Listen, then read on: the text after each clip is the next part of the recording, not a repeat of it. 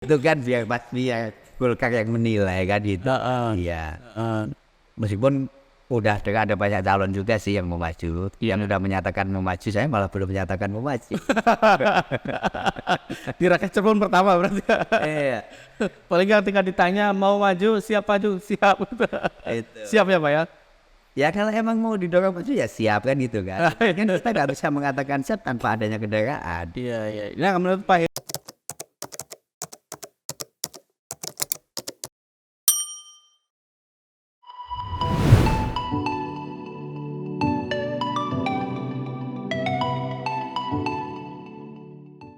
Assalamualaikum warahmatullahi wabarakatuh. Waalaikumsalam. Iya, podcast Rakyat Cirebon kembali menyapa Anda para pemirsa, dan kali ini di studio podcast kedatangan tokoh asal kota Cirebon, Bapak Heru Cahyono. Apa kabar Pak Heru? Alhamdulillah baik. Iya, terima kasih Pak sudah bersedia mampir ke podcast kami. Nah, baik sama-sama. Iya. Sekarang aktivitas apa nih, lagi sibuk apa nih Pak? Masih seperti yang dulu, masih sebagai perwira swasta dan tambah akademisi. Kalau politisi gak usah disebutin kan. Iya.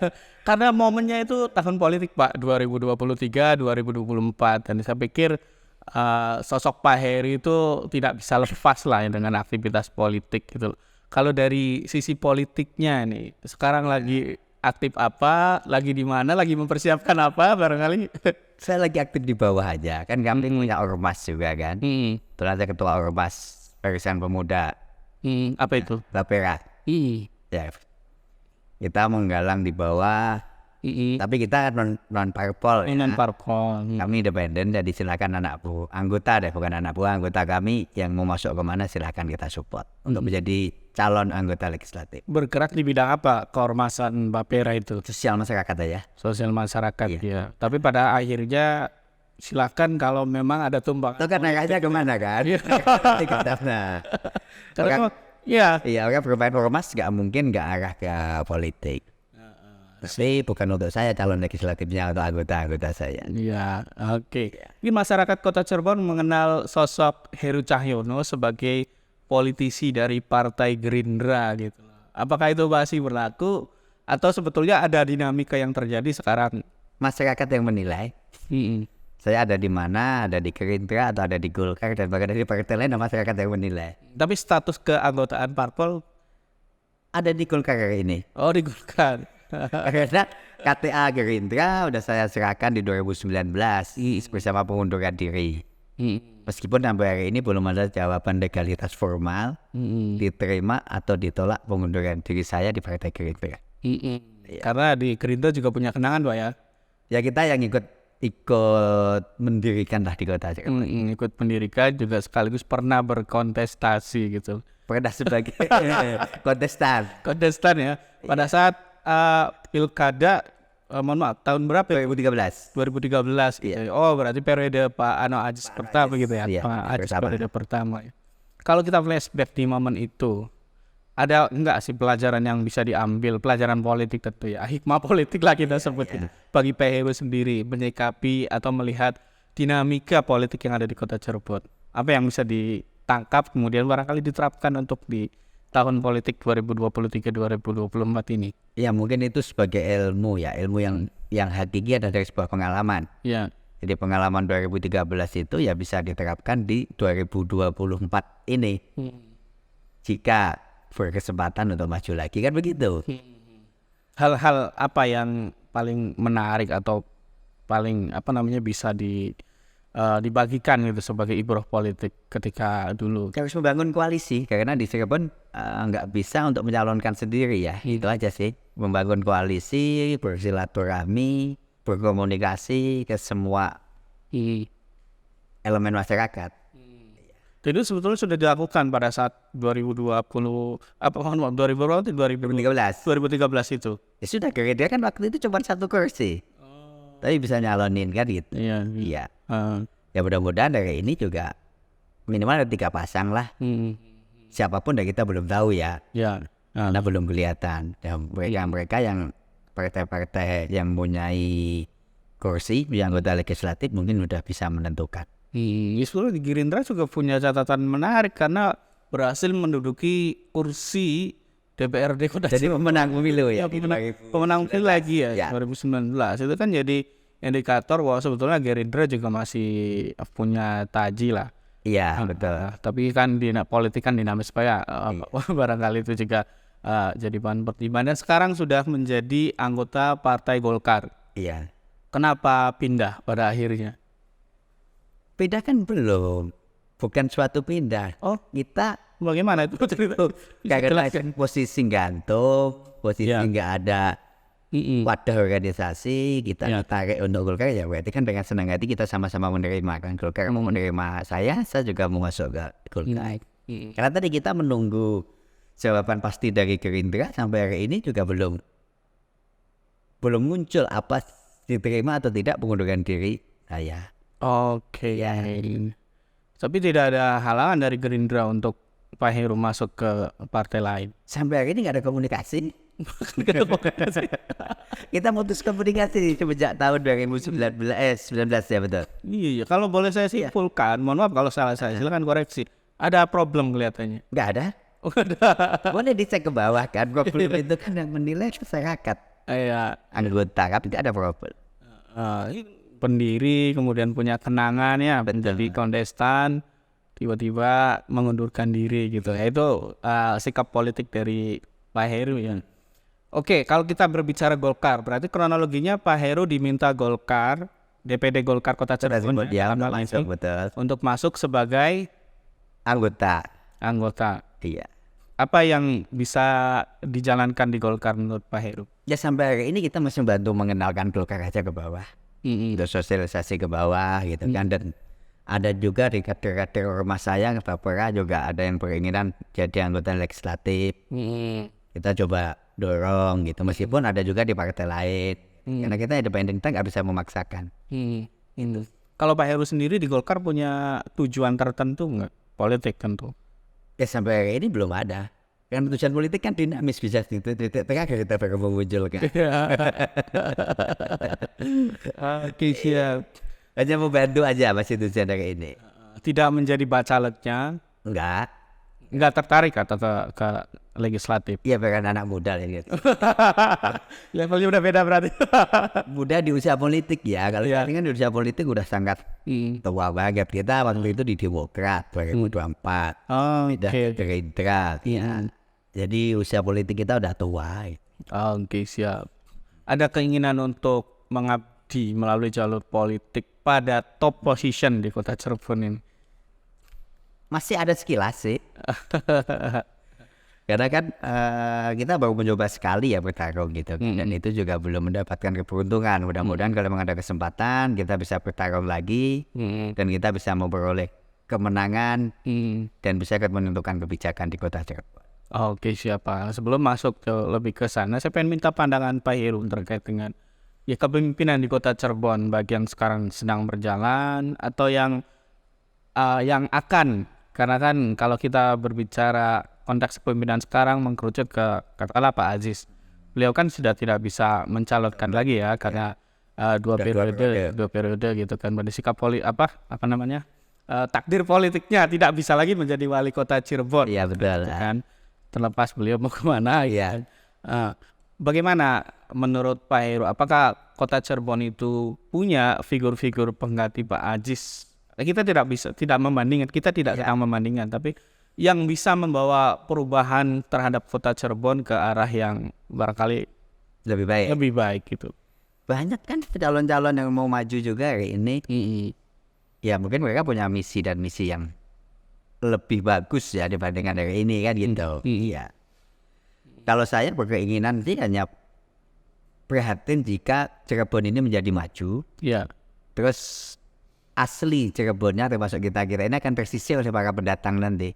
Iya. Seperti orang Batavia, ya kan, orang Betawi. Hari ini udah nggak ada di kota Jakarta, malah tersisih gitu. Tersisih ke pinggiran kan. Betul itu. Itu yang saya khawatirkan untuk 5-10 tahun ke depan. Karena nasibnya mirip-mirip Pak ya.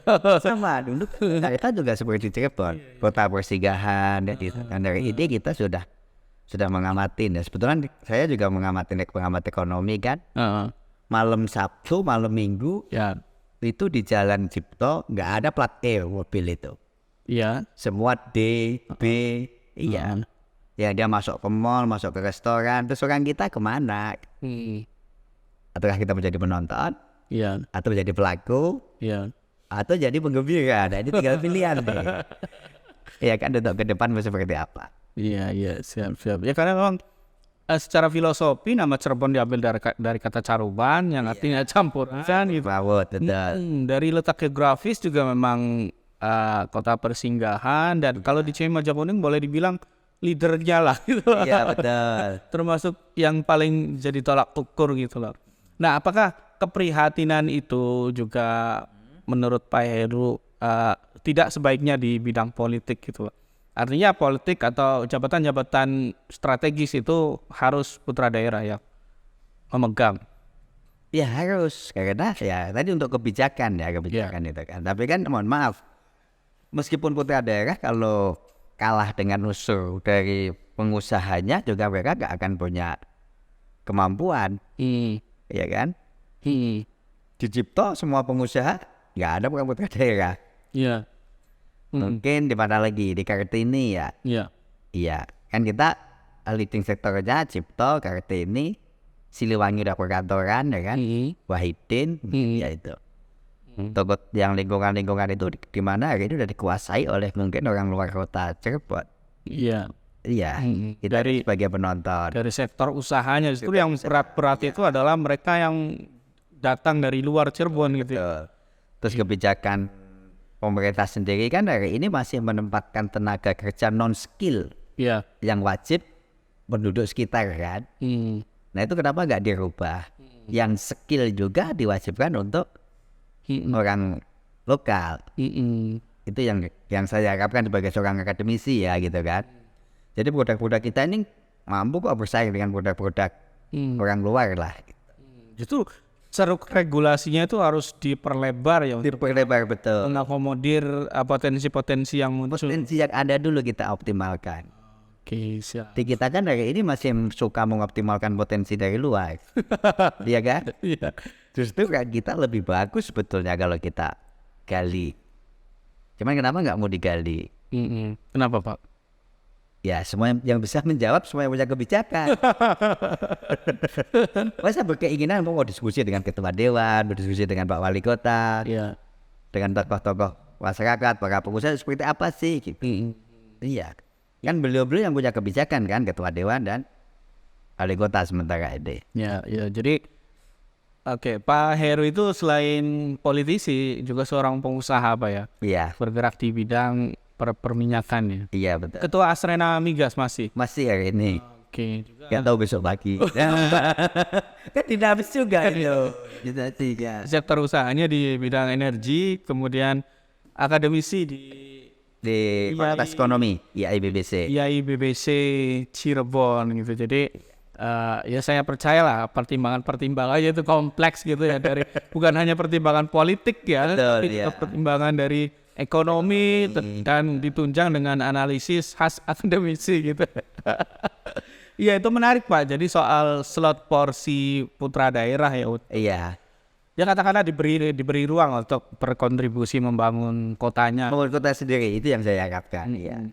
Kalau menurut Pak Heru berarti itu masih kurang itu sebetulnya porsi, atau memang pelan-pelan makin menipis atau bagaimana? Kalau saya itu kan orangnya suka melihat dan juga meneliti ya, makanya saya sampai sebagai seorang akademisi awalnya seorang pengusaha karena saya ingin meneliti. Karena kalau seorang akademisi itu di mana aja dia berada, juga menanyakan sesuatu sebagai objek penelitian. Tiap kali saya masuk ke mall, saya nanya kepada pramugari atau pramuniaganya. Dia orang Cirebon. Tapi begitu nanya ke supervisornya, dia bukan orang Cirebon, dan gitu aja. Jadi akhirnya saya terlintas kok bisa ya. Harusnya kan supervisor itu orang kita. Manajernya juga orang kita. Apalagi direktur operasional, udah orang mana itu. Padahal kalau dilihat kemampuan skill kita mampu kok, karena kami juga menciptakan orang yang berkualitas kan gitu. Jadi gitu. Jadi itulah menjadi keprihatinan saya sebagai ya tadi orang Cirebon gitu kan, pengusaha di Cirebon juga, terus akademisi juga, terus produk-produk kita ini kemana sih itu? perusahaan yang saya pimpin 100% orang Cirebon. Iya. Dan dia bisa membawa perusahaan saya lebih maju. Iya. Iya. Sebetulnya bisa. Sudah bisa. Dan aku udah lakukan gitu. Dan saya nggak menerima orang luar. Cirebon tapi yang mempunyai kualifikasi kan. Kita butuh sarjana teknik ya. Dan mau sekolah dia di mana, yang penting dia balik dari sekolah setelah lalu. Nah itu yang saya lebih setuju Pak, kualifikasi. Putra daerah yang punya kualifikasi. Kalau saya juga mengamati pikir jangan-jangan sebetulnya keterserapan yang rendah putra daerah masuk ke posisi-posisi strategis yang ada di kota Cirebon itu justru karena kualifikasinya perlu ditingkatkan gitu. Supaya mereka punya keunggulan, mereka putra daerah lebih dekat gitu kan ya, tinggal di daerah sendiri gitu loh. Kok bisa terdesak, katakanlah pelan-pelan terdesak sama pendatang dari luar. Jangan ada hal yang perlu dilakukan gitu sebetulnya untuk meningkatkan kualifikasi itu. Jadi mereka harus kita tanamkan tadi, salah satunya adalah pembiayaan di kuliah di universitas ya. Jadi pembiayaan itulah yang harus dibantu oleh APBD. Mungkin pemerintah punya program ranking 1 sampai 10 di semua SMA, di semua SMK yang ada kota Cirebon dapat beasiswa melanjutkan perguruan tinggi. Iya kan? Iya itu. Toh nggak seberapa toh itu. Ada berapa SMA sih? Ada 10 atau 9. Ada 10 kalau nggak salah. SMK ada 4. Berarti kan cuman 140 anak. 140 anak kalau kuliah S1 itu satu anak paling 30 juta sampai selesai, ya kan? 30 juta dikali 140 cuman berapa? Cuman 3M sekian. Kecil ya? Ringan. Bukan kecil banget bagi kota Cirebon yang segede ini loh. Iya. Dengan pendapatannya yang luar biasa ya, daripada buat membangun proyek yang tidak menguntungkan bagi masyarakat. Iya kan? Kasih ke masyarakat terbaik kan gitu kan, supaya dia pulang juga bisa bekerja untuk kota Cirebon, meningkatkan skill kota Cirebon kan itu. Tapi kan nggak ada yang pikir sampai sejauh itu. Siap. Iya. Jadi itu pandangan-pandangan Pak Heru. Dan sebetulnya selain itu juga kota Cirebon diuntungkan karena di kita banyak universitas itu loh, yang skala lokal katakanlah layak lah ya untuk dijadikan tempat belajar. Ada GJ atau di Bulut Swagati, ada YN gitu kan. Agak geser sedikit ada Universitas Muhammadiyah. Dia ada di saya juga, ada di YAI BBC juga. Ada Untan juga. Dengan variasi jurusan yang saya pikir sudah representatif lah ya, untuk mengakomodasikan masyarakat gitu lah ya. Iya itu Pak, kelihatannya penting juga itu untuk perjuangan. Apalagi hari ini ada ITB kan? Iya. ITB lagi dibangun dan sekarang perkuliahan sudah jalan dengan kampus yang reputasinya internasional. Iya. Makanya jadi tadi kalau saya perhatiin, pemerintah mohon maaf belum melihat ke sana. Iya. Orientasinya belum ke depan, belum mengembangkan SDM. Mungkin hari ini masih berorientasi ke infrastruktur mungkin. Karena kita nggak ada di pemerintahan, betul kan? Harusnya terpenting hari ini adalah SDM. Sesuai dengan Pak Jokowi kan, kita bangun Indonesia ini menjadi SDM yang unggul, Indonesia menjadi maju. Kan begitu. Siap. Nah kelihatannya Pak Heru juga ya kita berharap Pak Heru dapat posisi yang strategis lah untuk bisa merealisasikan ide-ide itu gitu. Ya mudah-mudahan nanti ada partai politik yang mau berkolaborasi dengan saya kan begitu. Ya karena nggak bisa maju tanpa adanya partai politik. Dan harus koalisi juga. Harus koalisi. Jadi membangun sinergitas antara partai politik berkoalisi ini yang mungkin perlu waktu kan begitu.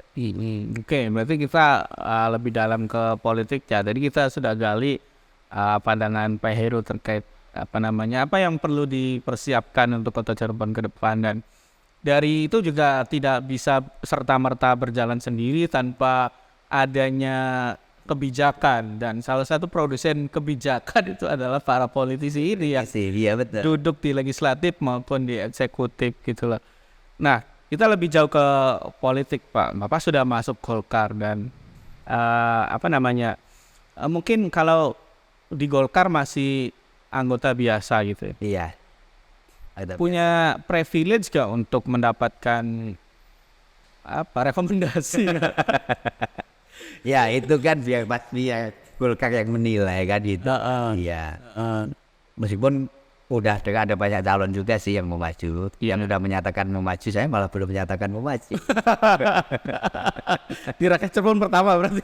Iya. Paling ketika ditanya mau maju, siap maju, siap. Siap ya Pak ya? Ya kalau emang mau didorong maju ya siap kan gitu kan. Kan kita nggak bisa mengatakan siap tanpa adanya kendaraan. Iya. Nah menurut Pak Heru sendiri peta politiknya seperti apa untuk di kota Cirebon ini? Terutama yang sekiranya bisa mendorong Pak Heru untuk punya privilege khusus lah, ngetes lah ini legislatif nanti ya. Kalau emang legislatif nanti Golkar bisa dapat suara yang banyak ya itu yang menjadi kemungkinan banyak. Tapi kalau gagal di legislatif susah juga untuk kita maju. Karena tadi koalisi lah ini kan kita perlu 7 kursi kan untuk bisa mencalonkan sendiri. Tapi untuk 7 kursi kan kemungkinan juga berat juga, ada partai-partai baru. Terus perpecahan dapil yang kayak jadi 5 dapil. Iya. Bisa gak partai ini berebut untuk menjadi pemenang? Karena belum 2013 juga PDI bisa maju sendiri ya 2013. 2018 semua koalisi. Ya 2024 ini kalau melihat hasil dari 2019 semua berkoalisi. Ya. Kira-kira cuma 6 kurang 1 kursi. Iya. Tapi kan hasil 2024 yang menentukan untuk bisa koalisi atau sendiri. Iya. Ya ketika jumlah kursinya lebih atau minimal 7 ya. Itu bisa maju sendiri satu pasang. Siap. Pak, kalau kita berbicara kandidat-kandidat yang sudah muncul di media-media, kita tidak bisa mengesampingkan sosok wakil wali kota Cirebon, Ibu Yenti Herawati, karena posisinya saat ini barangkali bisa dibilang paling strategis lah ya. Incumbent sekaligus ketua partai. Tentu juga ada calon-calon lain, kalau saya sebut ya barangkali ketua PDIP, DPC PDIP kota Cirebon.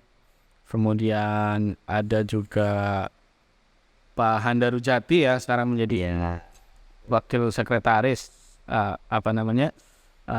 Demokrat Jawa Barat gitu. Itu nama-nama yang muncul. Seperti apa melihat sosok-sosok itu? Yang namanya persaingan ya. Asal mempunyai kunci yang sama bisa maju, semua punya kesempatan yang sama. Tinggal kita gimana menarik hati masyarakat untuk bisa memilih yang terbaik. Karena kan semua yang terpilih pasti itu udah kader-kader terbaik partai politiknya masing-masing. Iya. Artinya dengan jabatan-jabatan yang beliau ini duduki sebagai pimpinan partai, apakah Pak Heru tertarik atau sebetulnya sifatnya menunggu aja untuk mendekati, minta digandeng atau justru menggandeng gitu loh? Belum, kalau mengarah belum.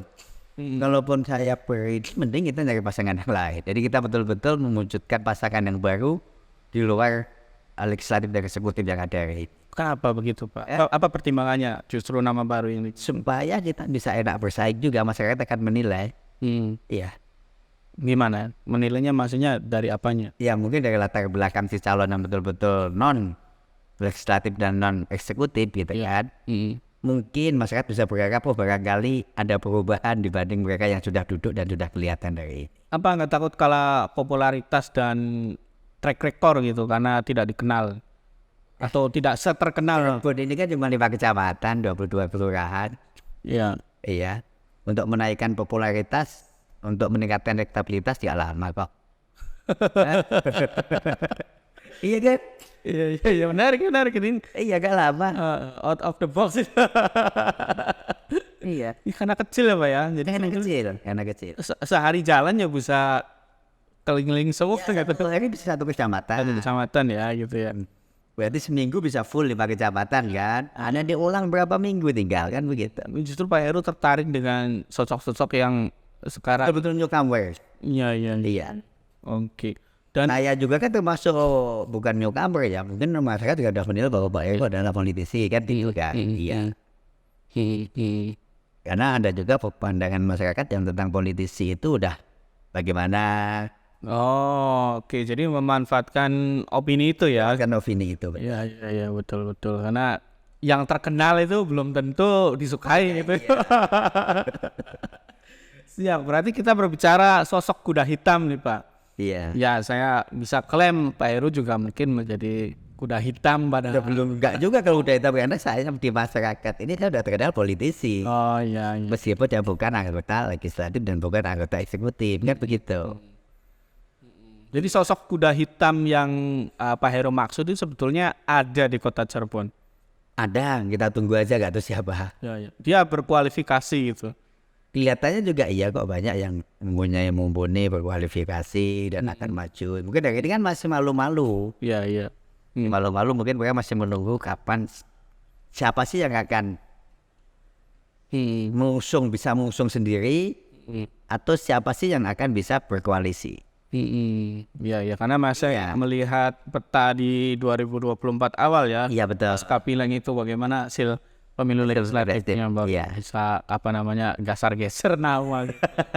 Siap. Tapi ini kalau Pak Heru bilang tadi bahwa newcomer itu belum tentu akan kalah gitu. Berarti kan faktor kemenangan itu menurut Pak Heru tidak mesti dia punya jabatan di partai. Tidak mesti dia orang terkenal. Apa? Semua mempunyai kesempatan yang sama menjadi pemenang jika sudah menjadi petarung. Iya. Nggak ada petarung politik itu saya pasti menang, nggak ada. Mereka justru takut dengan pendatang baru. Iya. Ya kayak saya kasih contoh deh, saya sebut nama Bu Afiati. Siapa sih yang tahu Bu Afiati waktu itu? Iya. Udah gitu aja kan? Iya. Betul. Kenapa bisa jadi pemenang pemilu? Dia suara terbanyak di kota Cirebon. Iya. Tidak. Kenapa? Kenapa? Gak ada itu. Itulah contoh-contoh kan. Dan banyak lagi contoh-contoh yang nggak harus kita sebutin. Kayak tadi ketua PDIP Bu Fitria. Dulu kan nggak ada yang kenal di tahun 2013 berapa ya? Sebelum 2018-an. Ya. Bahwa itu belum, karena masih Edi Suripno lah ya. Iya. Karena kalau dalam teori itu karir yang tidak bisa terprediksi adalah karir sebuah politik. Iya. Itu Pak Heru membacanya seperti itu. Tapi tentu ada struktur yang bisa dipelajari dari anomali tadi itu. Ada yang bisa dijelaskan? Ya karena faktor keberuntungan juga. Yang kita tahu sebagai Pak Wali Kota hari ini dah. Ini jadi nyalon 2008 ya. Jadi terus nyalon anggota dewan jadi. Bukan jadi ketua dewan kan? Tapi secara kebetulan ada suatu masalah di ketua dewan, dia jadi ketua dewan. Terus 2013 nyalon. Bukan wali kota, wakil. Tapi pasangannya jadi. 2 tahun kemudian jadi wali kota. Iya betul juga Pak ya. Enggak, dalam ilmu politik nggak ada namanya ilmu pasti. Semua serba memungkinkan. Itulah politik. Oke, siap. Jadi nggak ada yang namanya newcomer takut, itu nggak ada, asal dia mempunyai betul-betul keberanian untuk memenangkan pertarungan. Oke, siap. Nah, balik lagi ke Partai Golkar. Sekarang masih membantu. Ya, untuk membantu pemenangan. Gitu. Dari Golkar sendiri, barangkali ada info yang bisa disampaikan gitu untuk mempersiapkan ke Pilwalkot bagaimana? Sampai hari ini kemarin ngobrol sama ketua sudah ada 3 nama ya. Ada 3 nama. Nama itu yang sekarang duduk di DPRD? Atau ada duduk di DPRD, yang 2 tidak di DPRD. Dan sana aja masuk enggak gitu kan, tertawa aja ketuanya. Nah gitu. Iya. Karena masih lama. Kita hari ini mungkin semua partai politik ya, khususnya Golkar itu masih memperkuat dan mempertimbangkan harus menang pemilu. Ya minimal suara hari ini utuh. Hari ini dia 4 kursi kan. Ya minimal 4 utuh dan bisa nambah 2. Jadi 6 kursi. Udah itu. Iya, siap. Itu sih, mereka masih berkonsentrasi ke situ semua data sama semua partai politik. Iya, karena saya perhatikan maksudnya dibaca di media. Iya. Media juga Golkar termasuk yang tidak secara gamblang siap tempur untuk di pilwal kot itu gitu. Betul. Siap. Oke, kalau dari sisi Pak Heru sendiri gitu, ada enggak sih upaya-upaya yang di belakang layar lah, pendekatan dengan ketua partai atau dengan sesama politisi di kota Cirebon maupun di pusat gitu untuk memuluskan rekomendasi. Ya tidak harus itu sih Pak, maksudnya setidaknya memperbaiki atau meningkatkan lah karir politik Pak Heru. Sementara kalau arah internal malah saya belum, karena saya beranggapan untuk rekomendasi itu tugas pengurus DPC ya, ketua dan sekretaris lah. Yang saya jalankan dari ini masih underground di bawah aja, kita silaturahmi ke masyarakat, ke tokoh masyarakat, ke tokoh agama,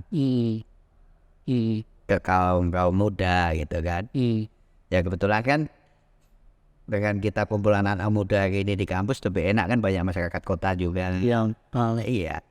Iya, siap. Gitu. Jadi hanya sebatas itu ya. Sebatas itu. Baru sebatas itu atau memang hanya sebatas itu? Iya, hanya sebatas itu mereka yang jalan kan. Barangkali di hari hanya nanti ngegas gitu. Karena pada prinsipnya politik itu adalah silaturahmi. Iya. Kalau nggak silaturahmi ya susah. Ya itu makanya kita harus jaga silaturahmi. Oke, siap. Kalau tadi saya sempat bertanya, kalau di legislatif nggak tertarik gitu ya untuk di DPRD. Kalau levelnya lebih tinggi lagi, provinsi maupun pusat gimana? Sama aja, karena ya tadi kebijakan kolektif kolegial itulah yang membuat kita jadi pusing kan. Ya harus. Iya. Bersama-sama. Tidak ada akselerasi, Pak. Iya, tidak akselerasi. Terhambat gitu. Oke, terima kasih banyak Pak Heru. Baik. Sudah statement yang mau disampaikan dulu atau bagaimana? Statement untuk kota Cirebon ya. Untuk kota Cirebon lah. Ya mudah-mudahan masyarakat Cirebon, khususnya pemuda dan pemudi nih, semangat untuk menyongsong Cirebon yang maju. Tentunya ya harus dengan meningkatkan SDM kita. Dan harusnya mendapat support oleh pemerintah kan begitu kan. Karena meningkatkan SDM itu adalah bukan hal yang murah, tapi hal yang sangat mahal bagi masyarakat Cirebon pada khususnya, dan Indonesia pada umumnya. Dan masyarakat juga sebenarnya bisa berkontribusi mewujudkan itu ya dengan cara yang punya hak pilih datang ke TPS gitu ya. Ya untuk berpolitik ya silahkan. Yang sudah punya hak pilih wajib untuk menyampaikan aspirasinya ya kan, karena disitulah kita akan menerima tadi produk-produk kebijakan yang akan dari wakil-wakil kita yang kita pilih. Siap, terima kasih banyak Pak Doktor ya. Heru Cahyono, ini dosen sudah bergelar dokter Pak ya. Alhamdulillah. Terima kasih banyak Pak. Semoga bersedia ketika kita undang lagi. Amin. Sesuatu yang barangkali bisa bermanfaat untuk banyak orang. Amin. Ya, demikian podcast Rakyat Cirebon edisi kali ini. Kita akan jumpa lagi di edisi selanjutnya dengan narasumber dan tema-tema yang tidak kalah menarik tentunya. Terima kasih banyak. Assalamualaikum warahmatullahi wabarakatuh.